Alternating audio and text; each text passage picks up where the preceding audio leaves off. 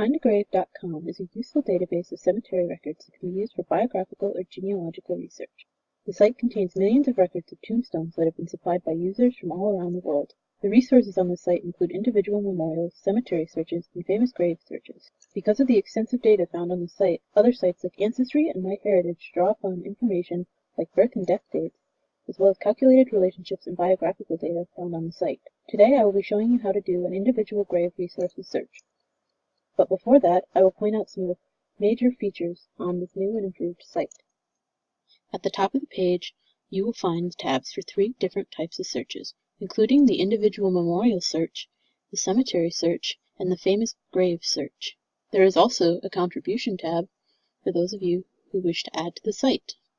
Below is an On This Day feature which contains a recent famous death or a died on this day famous memorial. There are also more pages in case you wish to contribute. Additionally, there is also a tutorials button down here. So for our first search, I'm going to look up Susan B. Anthony's no help. So I'm going to put in her last name and her first name and the year she died, which I know exactly because she is famous enough, so it's 1906. And she died in New York. Generally, if you don't know this information, you could leave it blank. And we found our search. Here she is. This little star means that she's a famous memorial, and flowers mean people have acknowledged the grave, kind of like if you'd left them on a real grave. So we see her profile, we have her birth, her death, picture of her, because she's a famous person, they often include additional photos in addition to the grave photos, which we will find right here. So here's a picture of her grave, as well as her parents.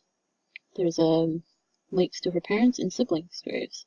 Note that these relationships are often calculated, which means that they might be inaccurate, especially with individuals that are not famous. So we can also click on the Read More button here and see more about her life. Because she's famous, this is a lot more filled out than you will see on other graves.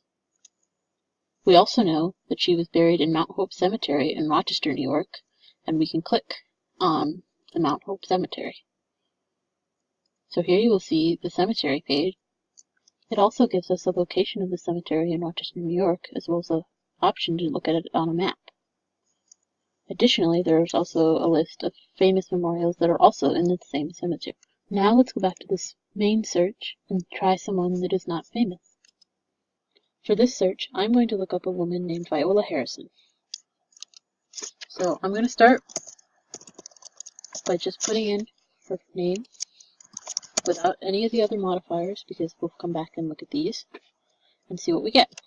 So compared to what I had for Susan B. Anthony, there are a lot of results here. We're going to need to narrow these down. Like any good search, we can go and refine the search. So now we're going to take advantage of some of these extra options that I didn't look at before with Susan B. Anthony. First, we have the options of before, exact, and after on the birth and death dates. I know that she died before 2000, so I'm going to put that in. I also know that she died in Vermont. I'm going to put that information in here. Now, there's also several other options that I can include in this. I know she's not famous, so I'm not going to tick that box. She's not sponsored. I also know that this is her real name and not a nickname. If I was having trouble finding her, I could also include her maiden name in this search, if I thought Harrison was her maiden name. In this case, however, I know that it is her married name, so this option is not useful to me at this time. A partial name search could also work if I didn't know that her full name was Harrison, or I think there's an alternative spellings. This particular search is usually very sensitive to spelling errors, so if you're not sure on a spelling, it's sometimes good to truncate it and do a partial last name search and see if you can find the person. These last 3 options can also be useful because flowers can serve as a sort of endorsement of the work on that particular record, while grave photo and no grave photo can help differentiate between a complete record and only a partial record. For my purposes, I want one that has a grave photo, so I'm going to tick this box. So now I'm going to search and see if we can find her. And there she is. So looking at her profile, there is obviously less information than the Susan B. Anthony one, but we can still. Brown here is italicized because it is her maiden. Her birth and death dates are also shown here, just like with Susan B. Anthony's grave. Alright, well, I believe this is the end of our tutorial. I hope that you've learned to use FindAGrave Index.